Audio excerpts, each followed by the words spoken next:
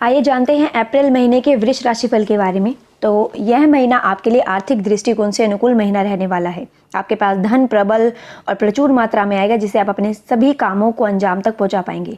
कोई भी कार्य जो आपने कभी मन में सोचा था वह इस दौरान पूरा हो सकता है। मन की इच्छा पूर्ण होने के योग बनेंगे।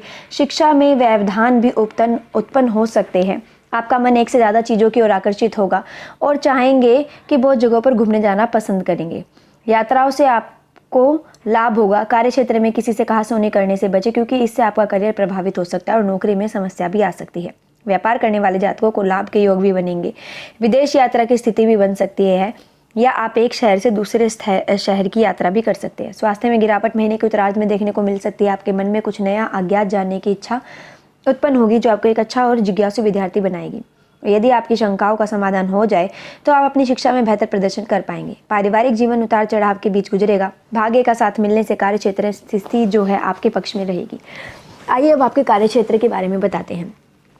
करियर के दृष्टिकोण से जो महीना है वैसे तो अनुकूल रहेगा, क्योंकि नवम और दशम भाव के स्वामी शनि महाराज दशम भाव में उपस्थित होकर प्रबल राजयोग निर्मित कर रहे हैं और आपको खूब ही मेहनती बना रहे हैं। आपकी मेहनत सफल होगी। आपको कार्य क्षेत्र में समझा और माना जाएगा। लेकिन महीने की शुरुआत में द्वादश और सप्तम भाव के स्वामी मंगल महाराज भी दशम भाव में शनिदेव के साथ युति करते रहेंगे, जिसके परिणाम स्वरूप कार्य क्षेत्र में किसी से कहासुनी होने के प्रबल योग बनेंगे। यह झगड़ा आपके परिवार पर नकारात्मक प्रभाव डाल सकता है और आपकी नौकरी में समस्याएं भी उत्पन्न हो सकती है। इसलिए आपको अपनी सहनशीलता को बढ़ाना होगा और अपने व्यवहार पर थोड़ा ध्यान देना होगा, नहीं तो स्थिति आपके हाथ से निकल सकती है। छठे भाव के स्वामी जो कि शुक्र होते हैं महाराज एकादश भाव में स्थित होने के कारण आपको आपकी नौकरी में अच्छी पदोन्नति भी दिला सकते हैं। बस आप अपना व्यवहार अच्छा रखना होगा। इस महीने आपकी तनख्वाह में भी वृद्धि के संकेत मिल रहे हैं, इसलिए आप सभी का तनख्वाह वृद्धि का समय है। तो आप मान कर चलिए कि आपको सफलता मिल सकती है और अच्छी तनख्वाह प्राप्त हो सकती है। व्यापार करने वाले जातकों के लिए महीना शुरुआत में कुछ तनावपूर्ण रहेगा। मंगल महाराज के दशम भाव में होने से शनि के साथ युति करने से व्यापार पर कुछ गर्म मिजाजी हावी होगी और आप तथा आपके व्यावसायिक साझेदार के बीच कुछ बातों को लेकर हितों का टकराव हो सकता है। लेकिन मंगल के 23 तारीख को एकादश भाव में जाने से व्यापार लाभ मिलने के योग बनेंगे। आपके व्यापार की गति तेजी से बढ़ेगी और आप उन्नति करेंगे। व्यापार में अपार सफलता मिलने से आप गदगद हो उठेंगे। आपके आसपास के लोगों को भी आप पर विश्वास होने लगेगा। बाजार में आपकी छवि मजबूत होगी, जिससे आपके जो व्यापार है उसमें लाभ होता दिखेगा। आइए अब आपकी आर्थिक स्थिति के बारे में बताते हैं। तो आर्थिक स्थिति को आपकी देखा जाए तो महीने की शुरुआत में राहु शुक्र और सूर्य आपके एकादश भाव में रहकर आमदनी को अच्छे से बढ़ाएंगे। यदि आप एक से ज़्यादा काम करते हैं तो सभी कामों में से आपको धन प्राप्त होने के योग हो रहे हैं। आपकी आय में बढ़ोतरी होगी। हालांकि दूसरी तरफ देखें तो दूसरे भाव के स्वामी जो कि बुध महाराज हैं द्वादश भाव में बृहस्पति के साथ बैठे हैं, जिससे कुछ खर्चे भी होंगे और आप अपने संचित धन को किसी ना किसी काम में लगाकर उसे खर्च कर डालेंगे। उसके बाद मंगल के एकादश भाव में 23 तारीख को पहुंच जाने से सूर्य के द्वादश भाव में 13 तारीख को पहुंच जाने से खर्च और आमदनी का यह सिलसिला लगातार जारी रहेगा। आपको अपनी आय व्यय के बीच सामंजस्य बिठाना होगा, नहीं तो आपकी आर्थिक स्थिति भी बिगड़ सकती है। आइए आपके स्वास्थ्य के बारे में बता दें। तो स्वास्थ्य के दृष्टिकोण से ये जो महीना है आपका मध्यम रहने वाला है और यह महीना बताता है कि जो राहु सूर्य शुक्र और केतु तथा मंगल के पंचम भाव पर प्रभाव के कारण जो आमाशय है उसमें आपको कुछ समस्याएं हो सकती है। पाचन तंत्र में गड़बड़ी या फिर एसिडिटी जैसी समस्या आपको परेशान कर सकती है। आपको पेट में अल्सर की समस्या का सामना भी करना पड़ सकता है। इसलिए यदि आप किसी शारीरिक समस्या को हल्का सा भी महसूस करें तो बिना समय गंवाए उसे सही डॉक्टर से दिखाएं, ताकि बाद में आपको कोई परेशानी ना झेलनी पड़े। अन्यथा यह महीना आपको शारीरिक तौर पर परेशान कर सकता है। आपको थकान और कमजोरी का भी एहसास होगा, जो आपकी दूसरी स्वास्थ्य समस्याओं का कारण बन सकता है। इसलिए काम के बीच में आराम के लिए भी समय अवश्य निकालें। आइए अब आपके प्रेम व वैवाहिक जीवन के बारे में हम बताते हैं। यदि आपके प्रेम जीवन की बात करें तो यह महीना बहुत ही ज़्यादा मानसिक उथल पुथल देने वाला होगा।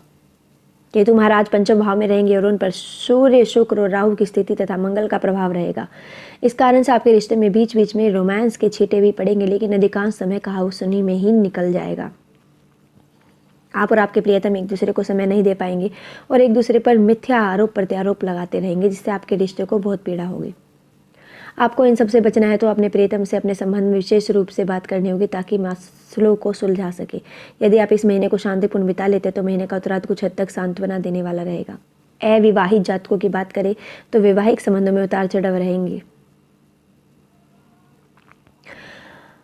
शनि की दृष्टि सप्तम भाव पर होने से वैवाहिक संबंधों में तनाव रह सकता है और आप आपके जीवन साथी के बीच काम को लेकर कहासुनी भी कर सकते हैं। आपके जीवन साथी भी कामकाजी हो सकते हैं और आशंका है कि इस कारण वह आपको और आपके परिवार को समय नहीं दे पा रहे हैं और उनकी समस्या को समझने की कोशिश कर रहे हैं, अन्यथा आपका झगड़ा उनसे होना संभव है, जो आप दोनों के लिए ही हितकारी नहीं होगा।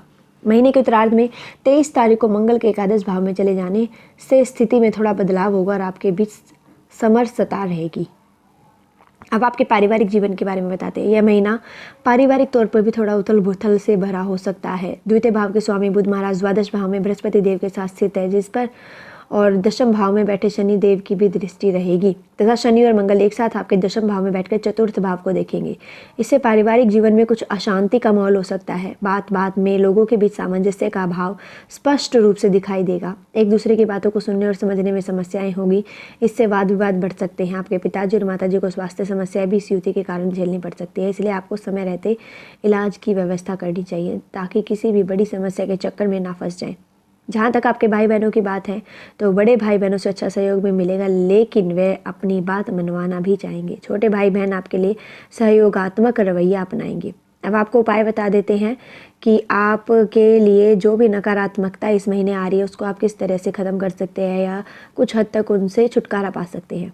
आपको श्री सूक्त का प्रतिदिन नियम पूर्वक पाठ करना होगा। शुक्रवार के दिन एक अच्छी सी स्फटिक की माला अपने गले में धारण कर सकते हैं। श्री गणपति अथर्वशीर्ष स्तोत्र का प्रतिदिन पाठ करना आपके लिए हितकारी रहेगा। बुधवार के दिन अपने हाथों से गौ माता को खाने के लिए कुछ ना कुछ अवश्य दें। ऐसी अन्य राशि को जानने के लिए हमारे चैनल लोक सेवा धर्म को सब्सक्राइब करें व वीडियोज़ को लाइक करना ना भूलें।